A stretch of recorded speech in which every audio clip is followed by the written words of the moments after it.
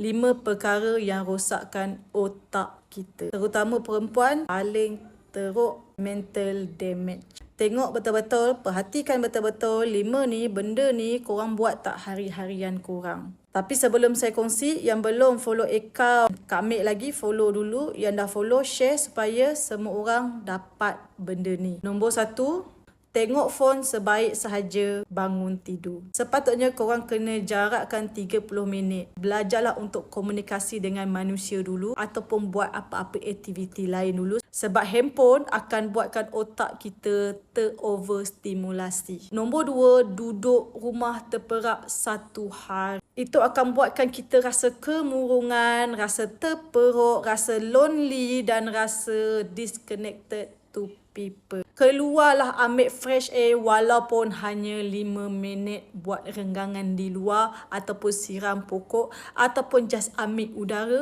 Keluarlah 5 minit sekurang-kurangnya. Nombor 3, terlalu bandingkan diri. Bandingkan diri. Sebab tu kurangkan tengok social media, influencer yang show off. Kalau boleh unfollow. Dia tu akan buatkan kita emotional drop.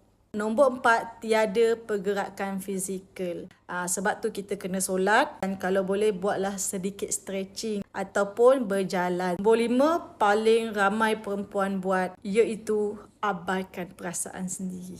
Kau ingat kalau kau abaikan perasaan sendiri, orang lain nak peduli pasal perasaan kau? Siapa yang suka dengan konten saya, share, like dan follow sekarang.